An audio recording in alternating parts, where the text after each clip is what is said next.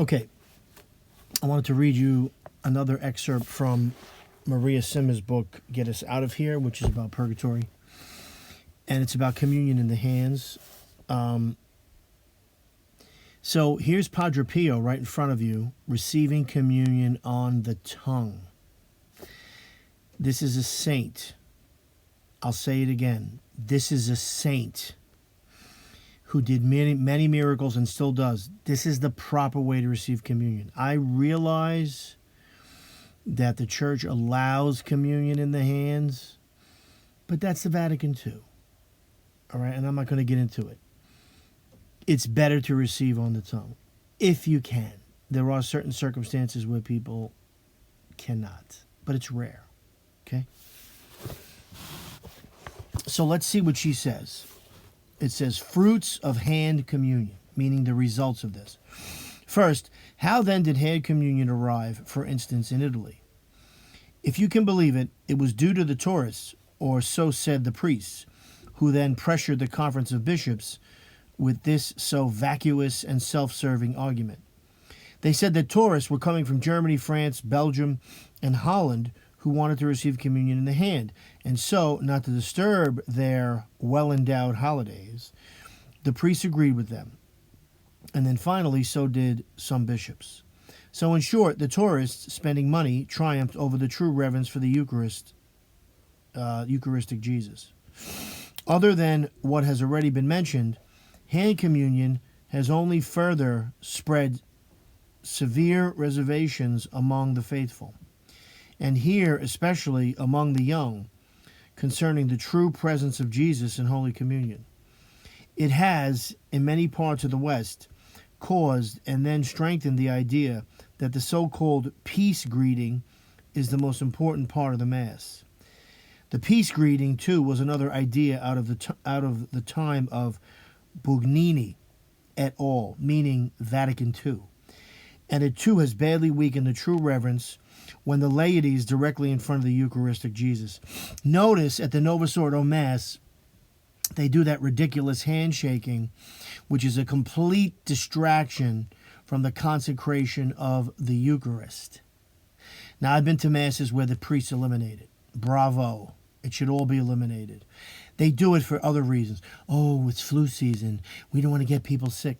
Well, the real reason it should be is that it's a distraction from the consecration. Okay? At the Latin Mass, that doesn't take place. Okay? It's ridiculous. Oh, pardon. Did someone mention the peace greeting? Yes, you're right. They did have a peace greeting in the early church. But back then, it was before the consecration and not right after it, when Jesus is already with us, and when he and his mother both want him and only him to enter our hearts. You and your good neighbor, when it comes to Jesus and Mary's wishes, can both wait until you're out on the sidewalk, or better yet, in the cafe. Remember, we are meant to bring Jesus into the cafes with us and not bring the cafes into Jesus. When one has a toothache, one seeks the dentist. Yet when one has a broken car, one seeks the mechanic. And therefore, woe to those who take their toothaches to a mechanic. Our Lady, moreover, most definitely concurs, and here is why. Once Mary appeared to Marija of Medjugorje, and it happened to be only a few minutes after a consecration. She came at the usual present time.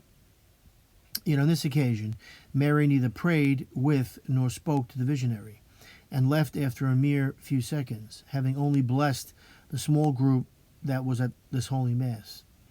When the attending priest later asked Maria why it had happened so very quickly, her answer, emphasized by a graceful move of her outstretched hand directed toward the front of the altar, was, "She didn't talk to me because Jesus was standing here."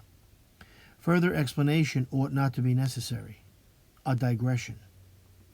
Hand communion has also spawned a school of thought in the U.S. churches, spurred on, as is almost everything else in the West, by liberal individualism, that one ought to stand even during the consecration. You know, I noticed they do this in, I think in Italy. I've been to Mass in Italy, and they do. We don't do that here in America. The same spirit has recently led the American bishops to pronounce that the American way of receiving Holy Communion is while standing. Oh, receiving Holy Communion. Okay, I thought he meant consecration. I know in Italy they do stand, but in America, yeah, they do stand with Holy Communion. See, in Latin Mass, you have to kneel unless you're ill or elderly. And why not cheer, whistle, stomp our feet, and bring along garish cheerleaders with pom-poms flying? And why not, as this author has himself already witnessed in Western Catholic churches, have coffee, watch television, and bring one's dogs into church? It has also indirectly helped remove the tabernacles from the center of churches, first to the side area, then to the side room, and finally into another building where few, if any at all, can find Jesus, even if they wanted to adore him. See, Jesus is present in the Eucharist. And when you move him to the side of the church, you're saying he's not the center of the Mass. And when you bring him to the back, you're saying he's not the center of the Mass. And when you bring him to another room or another building, you say he's not the center of the Mass. This is satanic stuff, without a doubt. Satan is a very sly predator, and as any truly praying individual already knows, he is persistent at attempting to break us and to pull us down, step by step by step by step. In Europe, laymen have occasionally organized themselves into groups whose sole responsibility it is to carefully gather up the many crumbs that are left strewn about after hand communion. Never before was this a true need. And what used to be taken care of perfectly well by the traditional form of Holy Communion, including the use of patens, is now being done by a very loving and reverent souls who do, thank God, still exist. I mean, hand communion is so bad that Satanists have gone into churches and stolen Eucharists. Not only that, I've seen or heard about Eucharists being thrown in the garbage and on the floor. This has to stop. But is it really a wonder by now why so many Western churches stand cold, prayerless, and empty when Jesus has first been stood up to, then ignored, then replaced, then moved, then removed, and finally discarded altogether? Has not the 1925 Masonic plan done its job very well? The Masons wanted communion in the hands. That was one of their goals for us, and they did it. They succeeded. And then you have parishioners who go along with it because of their, ridiculous fear that they're somehow going to get ill. I mean, how could you get ill from Jesus? If that's Jesus, if you believe the Eucharist is Jesus, how could you get ill if the priest puts it in your mouth? You can't.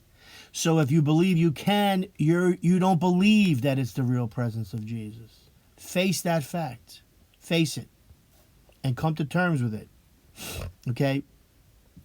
Cannot get sick from getting communion in the mouth. If you do think that, then you don't believe it's Jesus. That's it. It's that simple. All too well, dear Catholic, and now is the time when we must return to true reverence, and if we wish for our church to experience the renewal of which the Holy Father speaks, then do so in crowds. Many have tried a renewal without Our Lady, and today that one is fragmented beyond repair. Others have experienced a renewal with Our Lady, but have tended more to her than to true reverence toward her Son, Jesus. Only if all of us come back to true reverence toward her Son will we really be with her, and then a true renewal will become unstoppable. One of these above-mentioned faithful who collects crumbs after Holy Mass is a deacon, who is not an extraordinary exorcist, but also an interlocutionary of Our Lady's. These with the supportive guidance and authority of an archbishop. About halfway through this little document, the author asks this valiant child of Mary's whether or not Mary wanted the author to continue putting the divine substance together, with the eventual intention of having it published. Our Lady's response was, yes, he may go ahead. And well before that, the author once asked this saintly man why he thought he was given the graces that he had. His humble answer was that he really did not know for sure, but that he suspected a combination of the mystical influence of the spiritual director of St. Padre Pio, and that he himself had been gathering up the Eucharistic Jesus in this manner for some 30 years. And when communicants today adherent to one or the other of today's two forms of receiving Holy Communion are either bypassed entirely or even verbally abused by priests, being scoffed at for obsessive behavior, to which groups will they belong? Always to the group trying their best to adhere to Holy Communion on the tongue while kneeling, and never to the other group. This fact should also tell us something. Whose doing, dear Catholic, is this, Jesus or Satan's? Well, I want to add something. I had a priest one time try to force me to have communion in my hands. I told him, right to his face, don't do that again, I told him. And I said, I'm not receiving it that way. And he did it the way I wanted, in the tongue. And then I went and complained to his superior. Okay? Because Catholics have a choice. You are not forced to receive it on the tongue. On the hands. You have a choice. Okay? That's the way it's supposed to be. But some of these priests don't want to, because I don't think they believe in the true presence. Oh my God, I'm going to get sick, if I touch a person's tongue. Well, if you do it right, I go to the Latin Mass every week. Never has the priest touched my tongue, ever, because the priest does it the right way. If you put the communion in the mouth in the right way, you don't touch a person's tongue. In fact, it's more sanitary to receive on the tongue. Putting your hand, the priest's hand, in everybody's hand is less sanitary, actually. That was told to me by a priest, and it's common sense. It makes sense. So anyway, Maria Simma, by the way, she was interviewed. They put her name on it. It's by her, but she's being interviewed, and there's a guy here that helps her, and they're referring to this guy. That's who they're talking about. Anyway, so we can hope that communion, in my opinion, will end one day in the hands, and I think it will, because when the church is renewed and the Novus Ordo Mass no longer exists, because that's what's going to happen, everything's going to go back to the Latin Mass, because that's the true Mass. Communion in the hands will gratefully, disappear, and there'll be reverence again. Where I go, you have to put your hand under a cloth, you have to kneel, unless you're ill, as I said, and receive communion. They won't give it to you otherwise. They will not. But I've seen a lot of abuses in the Novus Ordo, a lot of abuses and a lot of irreverence towards Christ. But anyway, do what you will with this information. Have a great day.